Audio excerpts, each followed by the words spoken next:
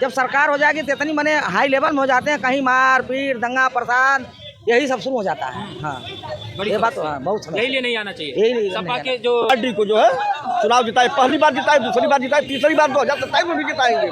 2027 से नहीं 2047 तक भारतीय जनता पार्टी उत्तर प्रदेश में रहेगी। कोई कि बसपा आ जाए, भाजपा आ जाए, सपा न आए, तो भारतीय जनता पार्टी के कुछ कार्यकर्ता बहन जी को ऑक्सीजन देने के लिए मीडिया पर बोलने आ गए। हाँ, भारतीय जनता पार्टी को अखिलेश जी के पैरों में कह रहे हैं हमको भाजपा ज्वाइन करा दो, समाजवादी पार्टी की सरकार बनने वाली है। तो यही सेम चीज आपने बोल दी कि भारतीय जनता पार्टी के लोग कह रहे हैं। आइए कुल मिला करके आजम खां जहाँ थे वहीं रहेंगे। लोकतंत्र रक्षक सेनानी हैं। यहाँ तो वो लोग भी लोकतंत्र रक्षक सेनानी हैं जो चाय पिलाने जा रहे थे और अरेस्ट हो गए। ठीक, तो चाहे योगी जी आ जाए और चाहे मायावती जी आ जाए, बस ये नहीं आने चाहिए। ये आ जाएंगे तो गुंडई बढ़ जाएगी। भैया ने बहुत अच्छी बात बोली है, सही बात है। भाजपा की सरकार आ जाए या मायावती की सरकार, लेकिन सपाइयों को नहीं आना चाहिए। एकदम बिल्कुल। समाजवादी पार्टी में समाजवादी के जो लोग हैं थाने में बैठ के देखो सुनो, राष्ट्रीय अध्यक्ष माननीय अखिलेश यादव, प्रदेश सचिव फलाने सिंह, अरे अपने परिवार में रात में बैठ के चाय पी के मना दे, तुम पार्टी अध्यक्ष है गए, तुम राष्ट्रीय अध्यक्ष है गए। भारतीय जनता पार्टी संगठन तय करता है दिल्ली से लेकर चेन्नई तक, चाहे पार्षद का टिकट हो, चाहे विधायक का टिकट हो, चाहे सांसद टिकट हो, मोहर लगती है, प्रस्ताव पास होता है। इनके घर का क्या है, राष्ट्रपति इनके घर में, प्रधानमंत्री इनके घर में बैठ के टिकट बना ली, जा टिकट ले जा। भारतीय जनता पार्टी ऐसा कभी नेता जी ये कह रहे हैं कि चाहे उत्तर प्रदेश में चाहे भारतीय जनता पार्टी आ जाए और चाहे मायावती जी आ जाए, बस समाजवादी पार्टी नहीं आनी चाहिए। दोनों का हम समर्थन कर देंगे, चाहे मायावती जी का करना पड़े और चाहे भाजपा का करना पड़े। अखिलेश यादव नहीं आने चाहिए। क्या लगे कह रही? सही बात है। अखिलेश यादव से इतनी दुश्मनी काहे हो गई भाई? 24 में भर भर के वोट दिया था भाई। हमारी बात सुनिए, जब अगर सपा आती है तो आधो एकदम बौखला जाते हैं। समझ गए, एकदम बौखला जाते हैं। हाँ, कौनो ऐसा जब सरकार हो जाएगी तो इतनी मने हाई लेवल में हो जाते हैं, कहीं मार पीट दंगा प्रसाद यही सब शुरू हो जाता है। हाँ ये बात तो हाँ, बहुत यही लिए नहीं आना चाहिए। यही सपा के जो मतलब सरकार में गुंडई बढ़ जाती है, आपको बढ़ जाती है। बढ़ जाती नहीं है, बढ़ जाती है ऐसी कि पूछो मत। मेरे सामने घटना हुई है। तो 24 में काहे भर भर के वोट दिए भाई? अरे भाई बहन जी अगर खुल के आई होती, हम लोग बहन जी को वोट दिए होते। अब तो आ गई हैं, अब आ गई। 24 में क्यों दिए थे? 24 में एटा लोकसभा, ठीक है, कन्नौज, ठीक है, इसलिए हमारे जो सांसद जी हैं ना भारतीय जनता पार्टी के, राजू भैया, राजवीर सिंह, वो जनता को समय नहीं देते। तो जनता ने कहा कि इसको शऊर सिखा दो। बोले क्या सिखाएं? एक बार से 2 4 10 मिनट जाते हरा दो तो ये सबके पास आएगा जाएगा, एसी ऑन करके 5 पॉइंट पे सो जाता है, ये देखता नहीं है। एसी फुल, मतलब कुल मिला के आपके कहने का मतलब है जनता ने बीजेपी को वोट इस बार इसलिए कम दिया क्योंकि उनके कुछ सांसदों को सबक सिखाना चाह रहे जी, इसलिए कम दिया था, ठीक है ना। अब उनको शऊर आ गया, अब फोन उठाना चालू कर दिया, घर में बैठना चालू कर दिया। अब मोदी योगी के नाम पे नहीं जीतेंगे, काम करना पड़ेगा आपको। काम करना पड़ेगा, 100% काम करना पड़ेगा।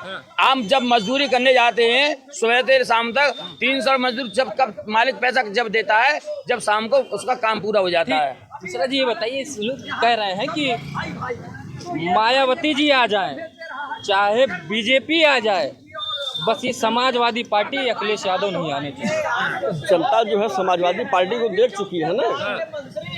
सपा की सरकार में जो है जनता एकदम परेशान हो गई थी। क्या परेशान? अरे भाई क्या परेशान हो गई थी? FCI का ये चावल बेच दिया जाता था, राशन लोग नहीं पाते थे, आवास नहीं पाते थे, शौचालय नहीं पाते थे। जो है इस वास्ते जनता उब करके जो है भारतीय जनता पार्टी को वोट दी। जो है इस गुंडों से जनता त्रस्त हो करके भारतीय जनता पार्टी को जो है चुनाव जिताए, पहली बार जिताए, दूसरी बार जिताए, तीसरी बार 2027 में भी जिताएंगे। 2027 से नहीं 2047 तक भारतीय जनता पार्टी उत्तर प्रदेश में रहेगी। कोई माई का लाल पैदा नहीं है कि जो सपा और बसपा को ला दे। जो है जब भी रहेगी तो भारतीय जनता पार्टी रहेगी। जब भी रहेगी भारतीय जनता पार्टी रहेगी। बिल्कुल भारतीय जनता पार्टी रहेगी और रहनी भी चाहिए। पूरे देश की आवाज़ है, देश का आह्वान पर रहेगी, देश के इस महायज्ञ में आहुति के दम पे रहेगी। समाजवादी पार्टी के करतूतों को क्या बताना है? क्या वो जग जाहिर करतूत है। किसी एक वर्ग विशेष पर पूरा ध्यान दी है। इसी संसद भवन में हमारे माननीय स्वर्गीय मुलायम सिंह जी ने कहा था कि हाँ, मैं मुसलमानों का मसीहा हूँ, मैं मुसलमानों का मददगार हूँ, हमदर्द हूँ। ऐसे बोल सकते हैं, वो क्या हिंदू के लिए नहीं बोल सकते थे। और जो कहते हैं कि मोदी जी ने मुसलमानों के साथ पक्षपात किया है, एक तरफ से मैं गिना दूं, मदरसा बोर्ड उनको चाहिए, मजार बोर्ड उनको चाहिए, और वक्फ बोर्ड उनको चाहिए, हज सब्सिडी उनको चाहिए, शौचालय उनको चाहिए, राशन उनको चाहिए। क्या चाहिए भैया, इसके अलावा क्या चाहिए? नागरिक है, अधिकार तो है भी ना। देखिए, मोदी जी इसीलिए कहते हैं कि बदनाम हूँ क्योंकि पत्थर हूँ, बदनाम हूँ पत्थर हूँ, शीशा शहर में कहीं भी टूटे नाम मेरा ही आता है। कहीं कुछ भी हो, मोदी जी योगी जी, मोदी जी योगी जी, यही प्रॉब्लम है। देश, ये राष्ट्रवादी चिंतक हैं लोग, भाजपा वाले राष्ट्र की चिंता करते हैं।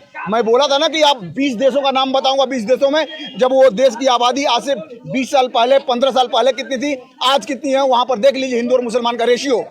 आप चाहे पाकिस्तान का देख लीजिए, बांग्लादेश का देख लीजिए, म्यांमार का देख लीजिए, आप देख लीजिए 15% से 1% हो गए हैं। क्यों भाई? चिंता करने वाली विषय है। हिंदू क्यों घट गया, मुसलमान कैसे बढ़ गया, क्या था मामला वहां पर, यहाँ कैसे मामला क्या हो गया बताइए? ये चिंता करने, इस पर चिंतन होता है। यहाँ पर महंगाई है, ये देखिए, सुने, ऐसा है, किसी की विकृत मानसिकता को हम बदल नहीं सकते हैं।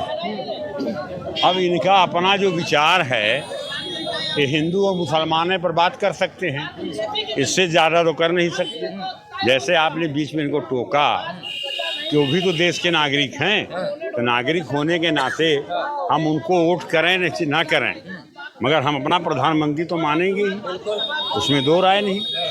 और हमारे वैचारिक पृष्ठभूमि से अगर प्रधानमंत्री नहीं कार्य करता तो हम विरोध भी करेंगे।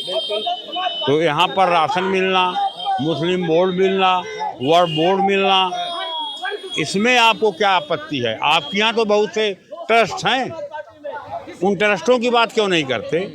और रही बात कि कुछ लोगों को बड़ा पेट में दर्द है कि बसपा आ जाए, भाजपा आ जाए, सपा न आए, तो भारतीय जनता पार्टी के कुछ कार्यकर्ता बहन जी को ऑक्सीजन देने के लिए मीडिया पर बोलने आ गए।